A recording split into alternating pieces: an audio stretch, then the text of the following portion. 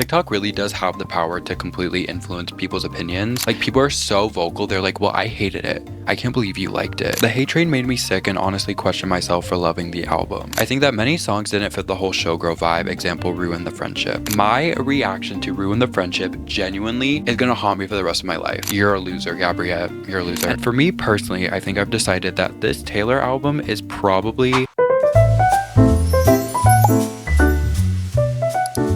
Hello everybody, it is Aiden. Welcome back to my channel. Oh boy, okay. This video I have a feeling is gonna be really long. I have a feeling it's gonna be very chaotic because I'm not entirely sure why, but this new Life of a Showgirl Taylor Swift era has been the most polarizing, crazy, controversial era that she's had so far. I feel like this is honestly worse than Reputation. I don't know if that's like crazy to say. I know Reputation was bad, but this is like a whole new level of dementedness. And of course, you guys know, if you watched me before, I love to do videos like this where I just react to your guys' unpopular or popular opinions. Honestly, this video is kind of just more your thoughts on everything, not necessarily your unpopular opinions. I took to my Instagram story, which of course, plug, follow me if you haven't already. And when I tell you, girls, it just goes and goes and goes and goes. Like, it's still going. Needless to say, you guys had a lot of things to say, and I totally understand. I also have a lot to say. I'm gonna try to get through as many of these as humanly possible, so I'm gonna try to like not linger on too many topics because you guys had so much to say and I want to get through as many of these as possible. However, I will be doing a part 2 of this video over on the Patreon. If you've watched me before, you know I like to do stuff like this where I like to do these videos and then I do an additional part 2 that's just exclusively on the Patreon. No pressure at all to join us over there. This is just an additional thing if you want more content as well as a way to support the channel. If not, literally no worries at all. I understand that this is not accessible to everybody, so I just appreciate you for being here. Also, I don't know if you guys noticed,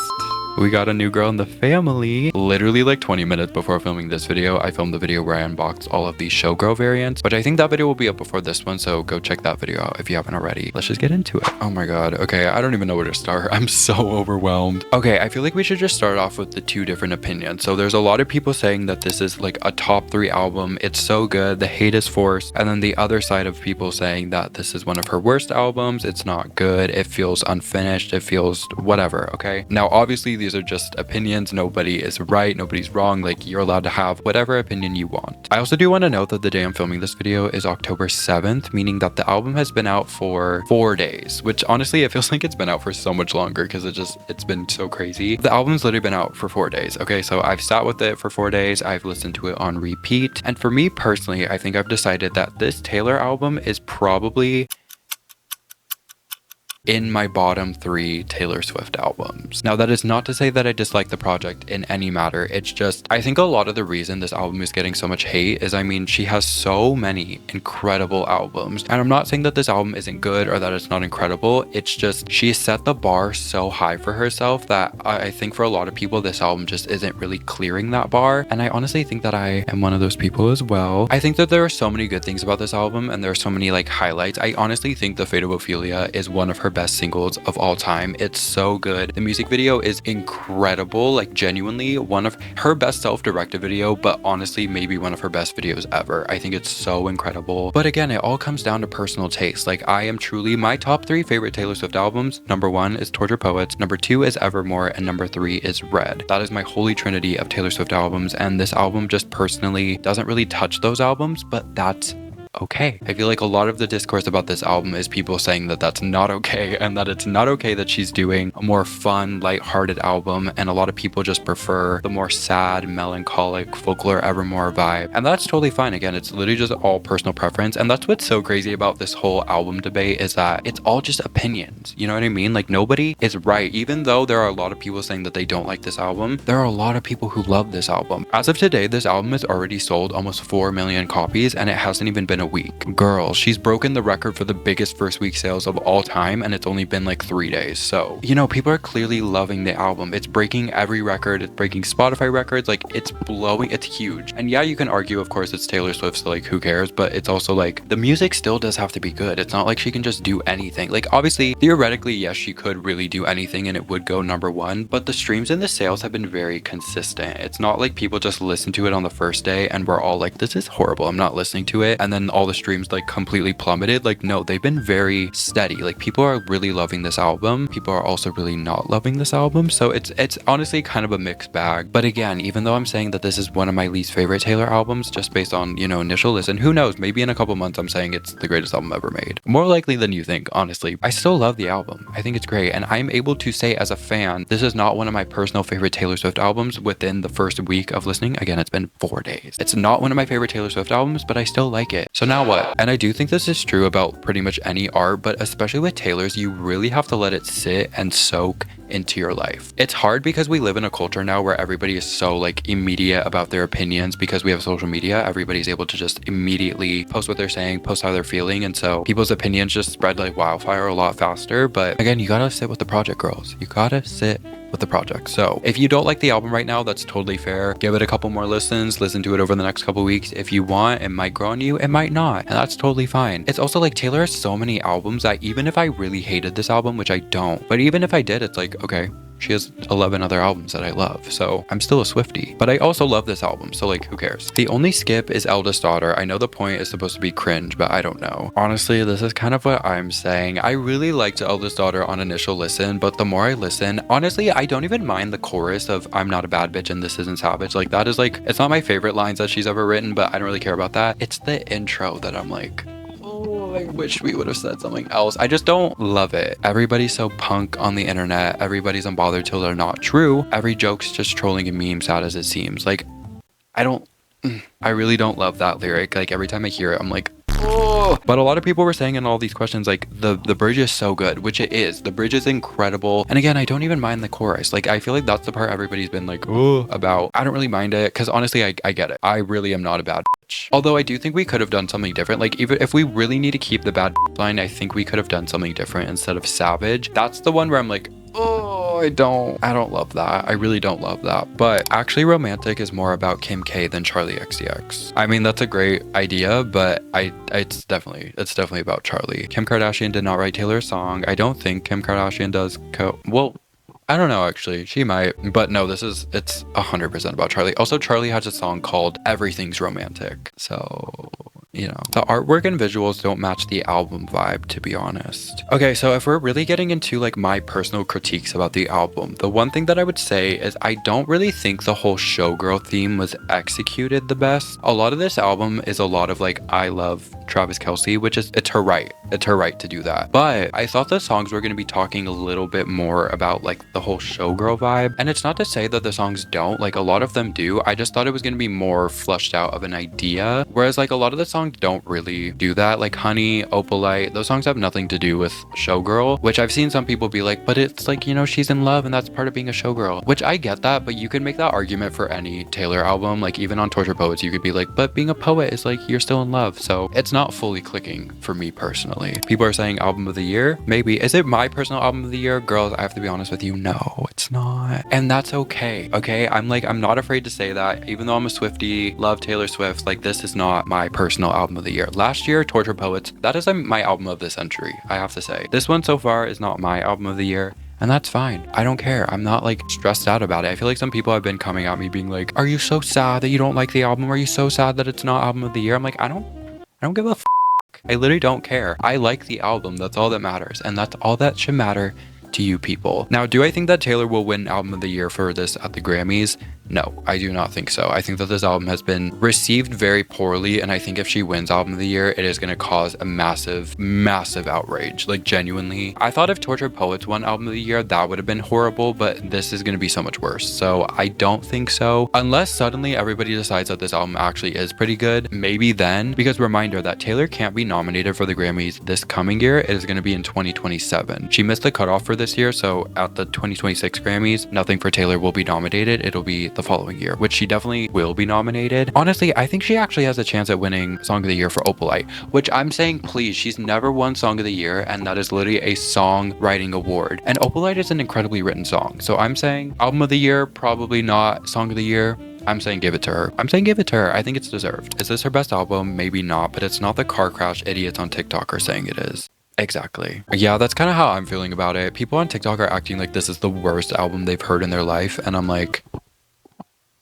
Girls, I do think this album was really, really hyped up and there was so much expectations, more so than honestly I feel like any other Taylor album. So people were bound to be disappointed, of course, but this one has just been crazy. People have been so crazy and demented about this album. It's actually insane. Like genuinely, it's crazy. But I totally agree. I do not think this is anywhere near her best album, but it's definitely not this like career ending moment that people are acting like it is. Wood is so unhinged and I love it. I also love Wood. I don't I get it, okay? It's because it's Travis Kelce that people are like, this is really weird. I totally understand that, but also if any other artist put out this song, everybody would just be like, ha. Sabrina Carpenter put out this song, everyone would be like, ha. Like when Sabrina put out Bedchem, everybody wasn't like, oh my god, this is about Barry, ew. Everybody was like, oh, this is about Barry. But when Taylor does it, of course it's not cool, it's not whatever. And I'm really sick of the criticism of people being like, she's pushing 40 singing about this. Who gives a f? You think that 40-year-olds aren't having sex? Are you dumb? You're just mad they're getting laid more than you. Sorry. Actually, Romantic is not just about Sympathy as a Knife, but more behind the scenes. Okay, so I did post a TikTok and YouTube short about this, which you might have already seen, but I need to reiterate this because I'm so sick of this discourse. Actually, Romantic is not because of Sympathy as a Knife. I totally agree with what this person said. Sympathy as a Knife is not the reason for all of this. It's because clearly in public, Charli is being very Sympathy as a Knife and just saying, I'm just insecure of her, but that's not what's happening behind the scenes. She's clearly being very disrespectful and mean behind the scenes, and I hate saying this, but like, I believe it. When it comes to all of the drama and feuds that Taylor's been in, it's literally never because of Taylor. It is always somebody else starting it. Kim Kardashian and Kanye West, they started it. Scooter Braun and Scott Borchetta, they started it. Like, Taylor never starts anything. Literally, she never starts anything. I don't start shit, but I can tell you how it ends. That's never been more true than now. Like, honestly, that's never been more true. You poke that bear till her claws come out. Charli poked the bear and Taylor's claws came out. And then everybody's acting like, oh, poor Charli. Oh my god, I can't believe Taylor would do that. She's punching down on Charli. Shut the f up. Shut up. I posted so many TikToks about this and I think people are probably getting sick of me talking about it, but it's just so annoying to me. And this happens every single time. Everybody's allowed to kick Taylor, bully her, punch her to the ground, but then the second Taylor decides to clap back, it's suddenly, oh my god, I can't believe you do that. Oh my god, that's so mean of you, Taylor. You're sending all your fans to hate this person. You're punching down on her. You know you're so big and successful. You shut the f up. If you can't handle the punches, don't take the swings. That's also just like a life lesson, not even just like in this whole situation with Taylor. It's like, don't call the shots if you can't handle what comes back. Wishlist is cornily written. I acknowledge it, but I really like it. I love Wishlist, and honestly, like, I get the critiques people could have about it. I don't like how I've seen some people being like, well, Taylor's saying that everybody's wishing to be rich and famous and have Balenciaga sunglasses, but like most of us just want to pay our rent. Like, I get it, I understand that, but it's also like, it's just a song. It's literally just a song. Like, people are taking everything so literally that it's driving me crazy. Just listen to the songs, people, or don't. You don't have to listen to it if you don't like it. You genuinely don't. Nobody's putting a gun to your head and being like, you need to listen to the new Taylor Swift album. Nobody's doing that. In fact, Swifties don't want you to listen to the album if you aren't gonna say nice things about it. Leave us alone. The amount of harassment that I've endured from people of just me liking the album, like, people are so vocal. They're like, well, I hated it. I can't believe you liked it. Who gives a fuck? Who literally cares? I don't understand. Like, you're mad that I liked an album that you deem to be not a quality project? Who gives a fuck what you think? I feel like there were too many vinyl variants. Like, I love them, but it's the exact same album with 13 different covers. As a diehard, I don't have enough money and I feel bad for not getting all of them. First of all, let me just say that having all of the different variants, having merch, having literally spending money on Taylor in general means nothing. Trust me, if you are somebody out there who feels bad that you were not able to buy all the different variants or all the different CDs or the cardigan or whatever it might be, Taylor Swift is a billionaire. She does not need the money. And just because somebody, and I get it, it's like easy for me to say this, I totally understand. As somebody who, like, I literally was just saying, like, I posted a video of me opening all the different variants. I understand from my side, it's like easy to say that it doesn't make you a bigger fan, but it literally does not. I wasn't able to start buying all these variants and like doing all this until I had a job because I became an adult. Thank you. But before that, when I was like 15, 16, I totally felt the same way. I remember when Folklore came out and it had all the different variants, which I have to say, like, nobody cared when Taylor did that with Folklore. You see how that works? You see how everybody's all up in our family business now, and it didn't used to be this way. It did not. Anyway, but I remember when Folklore came out, I felt so bad because I couldn't buy all the different variants. I couldn't even buy one of them because I literally had no money. I was like 15. Like, I didn't have a job. I had no money. So I totally understand this, but truly, like, from the bottom of my heart, it does not matter. If you have all the variants, cool. cool. If you have none of the variants and you're just listening to it on YouTube or Spotify or whatever, that's literally all that matters. If you want to call yourself a Swiftie, that's all you need to do. You don't need to have all the variants. You don't need to have all the merch. If you like Taylor Swift's music and you want to be called a Swiftie, you're a Swiftie. The hate train made me sick and honestly question myself for loving the album. Yeah, this is the problem I feel like a lot of people are having, not to like target this person specifically and say like you're having this problem, but I think I've just noticed this a lot. When it comes to TikTok and stuff, like when you're scrolling on TikTok and you're seeing everybody hate on something, whether it's an album, an artist, a TV show, a celebrity, it's gonna make you instinctually want to also not like something because you want to be with the masses. Like that's totally normal. That's not just like an art thing, it's just kind of in general. And also, like I said, I've talked about how much I like this album and people are like clowning me for it and being like, shut up. I don't know, we're living in a weird time with music and art. It's like, it's a completely different landscape with social media and the way that specifically like TikTok and stuff now is. TikTok really does have the power to completely influence people's opinions, and I find that to be really interesting. And also it works in a positive way too though. I've seen people literally posting edits to like TV shows with, you know, Taylor's new album, and I've seen the comments of people being like, wow, wait, now that I've seen the song with the edit, like actually I like this song a lot more, like it makes sense to me now. So it works in both ways. It's not just a negative thing, it's also can work in a positive way. To be honest, I always am rooting for the underdog. I really am always rooting for the underdog, so people hating this album has just made me like it more. I love things that people hate. You're talking to the #1 Torture Poets fan. Need I remind you the abuse that album got? I remember it. Wind in my hair, I was there. I remember that release week all too fucking well. Even Midnights was also kind of not great. Like people were not nearly as bad, don't get me wrong, but I remember people were not loving Midnights as well. I've been doing this for a minute, okay? I've played these games before. I think that many songs didn't fit the whole Showgirl vibe. Example, Ruin the Friendship. I totally agree. However, I do have to say, I think Ruin the Friendship totally fits the vibe. I need to clarify this because I've been thinking about this every single day and it's been keeping me up at night. My reaction to Ruin the Friendship genuinely is gonna haunt me for the rest of my life. When she said the lyrics, whisper at the grave, my brain immediately went to building up like waves crashing over my grave. Guilty as sin. That's the first thing that came to my mind. I didn't pick up on what the song was about, and it's even funnier because the day after the album came out, I posted a video of me ranking the album, and in that video I was also like, I don't understand what the song is about. I think a lot of people are talking about It's Forever Winter, but that doesn't make sense to me. Stupid, stupid, stupid, like you're dumb, Aiden, you're dumb. Oh my god. It literally didn't click for me until I was watching the movie for the second time. This was like 2 days after the album came out. I was literally sitting in the theater, and when that song came on, I was really reading the lyrics and I was like, why it took me that long, I don't know. I think I was just so overwhelmed with all the material and everything, but I genuinely was sitting in the theater with my friend Maya and I was like, and I actually think my friend Maya helped me with it because she was like, he died. And when she said that, I was like, oh my god, yeah, like, yeah, he did. And the whole thing clicked. It was like, that's so Raven. I was like my world shifted, like the world flipped on its axis. Like I was like, whoa. Anyway, I just want to apologize for my reaction to that. If you saw it, you were probably like, this dumbass like what? Like it's embarrassing. It's so embarrassing. I didn't know what she was talking about. Anyway, all this to say that I disagree that this song doesn't fit the whole Showgirl vibe. I think that this is actually one of the ones that does. To me, this song fits the Showgirl vibe because a lot of being a showgirl is reminiscing on your life before you were the showgirl and thinking about what could have been and what could have happened if you didn't take the showgirl route. And that's interesting to me. That's really interesting to me. So I do agree that some of the songs don't really fit the showgirl theme, and this honestly was one of the ones where I think in my reaction, or not my reaction, but my ranking video, I was like, the song makes no sense. Like, why is this in the album? Stupid, stupid, stupid. Like, you're dumb. Oh my god. Not saying that you're dumb, like the person who said this doesn't fit the vibe. If you don't think it fits the vibe, that's totally fair. But I'm saying I'm stupid because I didn't even pick up on what the song was about. Actually, Romantic is about the swiftologist. Girl. Imagine. Oh my god, that'd be hilarious. You guys know I love him. Like, genuinely, I feel like you definitely know that about me. You can probably tell, but that'd be so funny.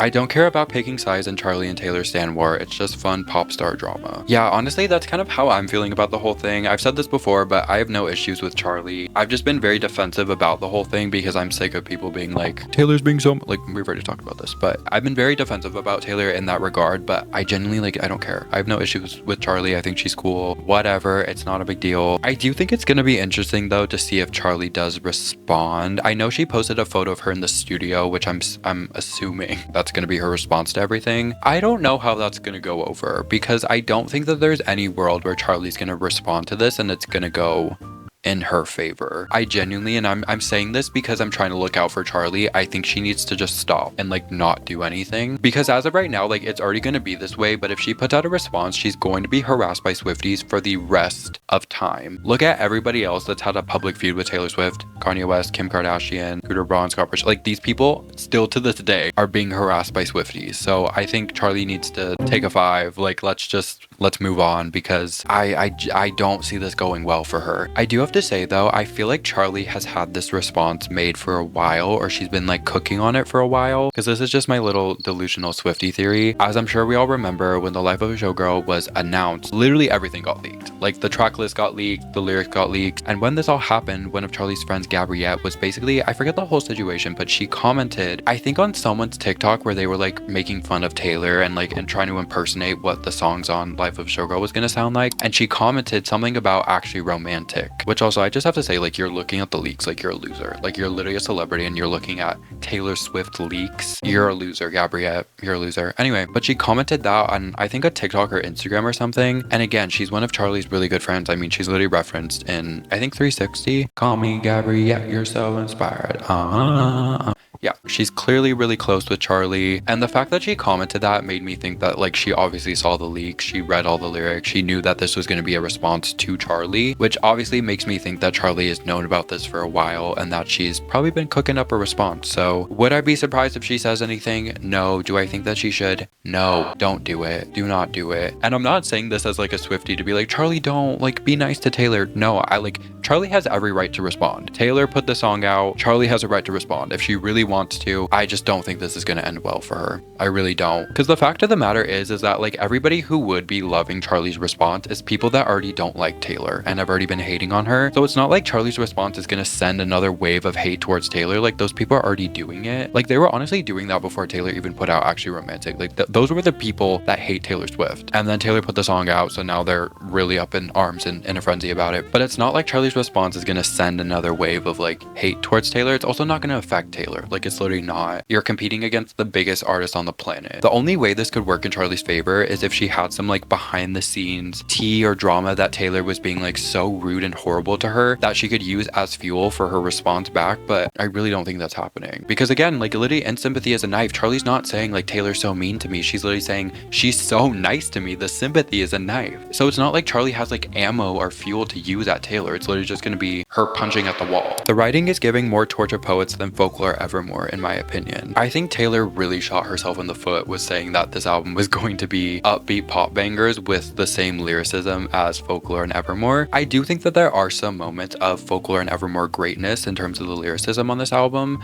but they're not really comparable. That's not to say that I think the writing on this album is egregious, but it's definitely not. Like I don't know why she said that. Like genuinely. Again, there are some incredible lyrical moments. I think The Fate of Ophelia is like a folklore song. If a folklore song had like a beat behind it, it's great. And there are so many other moments that are just like that on The Life of a Showgirl. But in general, like it does feel a little more Tortured Poets written, in the sense of the more detailed and straightforward, I guess is what I'm trying to say, rather than like a Folklore or an Evermore, or even like a 1989. So I wish Taylor didn't say that, now having heard the project. Again, I think the writing is good. I'm not saying that it's not good. I don't think she should have said that, because I think that's like what people are using as fuel towards her, where they're like, this is not on par with Folklore and Evermore in terms of the writing. And I honestly don't think it is either. It doesn't sound so much like a Max Martin album. It really doesn't. Like honestly, and I don't even mind it. I think that the production is great. That was something in my reaction that I said over and over. I was like, the production on this is so good. But it really doesn't sound like a Max Martin album. I feel like you can tell when something is produced by Max Martin, and a couple of the songs, yeah, but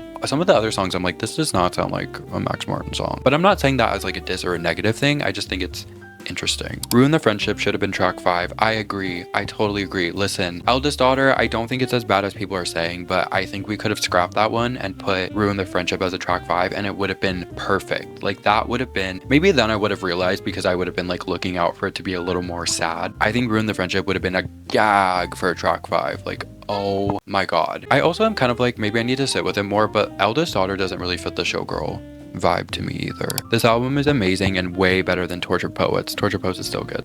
Now, let's not lie. I mean, that's your opinion and that's totally fine. For me, nothing is touching the Tortured Poets department. That album, I've talked about it ad nauseum, and I think a lot of people thought that I was just so in favor of Tortured Poets because of recency bias. No, that album changed me as like a human being. Like actually, it's my favorite Taylor Swift. It's my favorite album ever made. I'm not afraid to say it. I'm saying it loud. I'm saying it proud. And it's not just about like the lyricism or the production or the sound of it. It's also just like my life. That's my life. Exactly when it came out. Like it came out during a period where that's exactly what I was going through, and I really needed that comfort and that safety blanket, and that's exactly what that album was. So that album will always mean so much to me. I do not think that Showgirl even touches Torture Poets in my opinion, and that's just how I feel. But again, everybody's different, and like Taylor's been saying in these interviews, it's all about also where you are in your life. Some people are in their Showgirl era. I don't think I'm in my Showgirl era because I didn't realize that a lot of the Showgirl era was associated with being in love. So I'm not there yet, but maybe as life goes on, maybe in a couple months I will be in love and this album is gonna hit so much more for me and I'm gonna be saying greatest album ever made. Again, more likely than you think. The production is insanely good, but it's her worst album lyrically. Her worst album lyrically. I have to sit on that thought because honestly, I might agree with you, to be totally honest, but that's also because like, again, like I was saying, the bar for her lyricism is just set so high, but it's also, I don't know, it's just so hard to compare this album to like folk. I don't want to compare, but obviously people are going to anyway because she has such a massive catalog of music. It just feels so deranged to compare this album to Folklore because two completely different things. Folklore was meant to be a very intentional, lyrically driven, lyrical masterpiece of an album, which it was. Showgirl clearly wasn't. Maybe it was though, because she kept talking about how this album was on Folklore par with the lyrics, and that's not true. I don't know why again, I don't know why she said that. I have to really just SMH about that. I don't know what she was going on about. If she hadn't said that, I think I would have been like, yeah, maybe it's her worst written album, but I'm not saying that as in like it's a bad written album. It's just when your catalog is like so incredible with the lyricism and the poeticness of it all, when you have an album that's a little more lighthearted and fun and not so intentional about that, who cares? You know what I mean? I wish she didn't say that. The more the days go on, I'm thinking, wow, I really wish she didn't say that, because then I feel like people would be maybe a little bit nicer about the lyricism on this album, but she kind of set herself up, I think. So, oh my god. Where's my earring? Did it fall out? Has it been in this whole video? How come men are allowed to release diss tracks and then they go #1, but when a woman does, suddenly everyone has morals? Exactly. Kendrick and Drake, everyone was saying, yeah, but Taylor and Charli do it. Everyone's saying, boo, Taylor, boo. Oh my god, like who gives a f? I do also have to say that I've been getting really upset over the people who are like, this new Taylor and Charli thing is literally Kendrick and Drake all over again, and Taylor is Drake. Drake is a pedophile. Taylor Swift did nothing. This also like is not going to be a Kendrick and Drake thing, because even if Charli does respond, Taylor's not saying shit. You know that. You know Taylor's not going to say anything. Maybe on the next album she'll address it, but like you know damn well she's not going to put out another, like this is a one and done thing. Taylor threw her punch. Charli can throw all the punches back if she pleases, but Taylor's not doing anything. Again, it's just everybody has a problem when Taylor Swift does it. Everybody with anything in life for the most part is allowed to do it except Taylor Swift. Everybody's allowed to date except for Taylor Swift. Everybody's allowed to write a diss track except for Taylor Swift. Everybody's allowed to put out a vinyl variant except for Taylor. It's like, shut the f up. The reason people dislike this album is because their expectations are too high. I agree, but I also think this is partially Taylor's fault. Like she was really hyping this album up. She was saying that this is going to be like 1989 2.0 with folklore lyricism, and it's not that. Like it's really not that. That doesn't mean it's bad, okay? Let me reiterate, because I know people are going to take everything I say out of context. It is kind of Taylor's fault. We have to be honest here. Like I love the girl. I think the album's good, but it is kind of her fault. I don't know why she said those things. Honestly, not my favorite project. We were promised pop perfection, and no song has delivered even close to the genius on 1989 Rep or Midnights. The songwriting is also a weak point and not up to par with the rest of her work. I like half agree, half disagree. I think there are genuinely some moments of like great songs. Like I think The Fate of Ophelia, incredible. I think Elizabeth Taylor is also great. Ruin the Friendship is so good. I genuinely think Opalite should be the next single. I think it's really good. People have been loving that one. That one's been doing really well. I think it's just hard because there are obviously some misses, especially when it comes to the lyricism, and because there are only 12 songs, the misses are so much, like they feel so much bigger, you know what I mean? Whereas with Torture Poet, like you can say that there are a couple misses on the album, but there are 31 songs, you know what I mean? So it's kind of like they kind of get covered up because there's so much other music. I think I mentioned this in one of my videos like months ago before Showgirl was even a topic of conversation. But with Tortured Poets, it's like, even if you hate half of the album, you still have 15 songs you like. Or even if you hate more than half of the album and there's like 20 songs you don't like, that means there's still 11 that you do like. You know what I mean? Whereas with this album, it's like, if you don't like one or two of them, that's a fifth of the project already. But obviously, you know, that comes with the risk of running a shorter project and a more condensed project, is the misses seem a lot bigger than maybe they would have normally been if there were more songs on the album. I absolutely love the freaky side of Taylor. I mean, she's an adult, she has sex. I don't know why people are acting like so surprised. Again, I get it. It's like her relationship is so public, so it's like when these songs come out, we know exactly who they're about, we know who she's talking about. I get that that can feel a little bit weird, but I don't care. Okay, I think that is going to bring us to the conclusion of this video. Like I said, I'm immediately going to film a part 2 of this video that will be over on the Patreon if you're interested in that. If not, sayonara, adios. You're not bilingual. Maybe you are. I shouldn't assume. Anyway, thank you guys for watching this video. I love you so much. Thanks for hanging out with me. My last little concluding thought that I want to leave with you guys is, if you like this album, like it. And if you don't listen to it. You don't have to tell people that you don't like this album. You don't have to send them hate because they like a Taylor Swift album. And if you do like the album, you don't have to feel bad about it. It's literally just music. It's not killing anybody. Follow me on Instagram. Check out my second channel. I love you, and I'll see you later. Bye.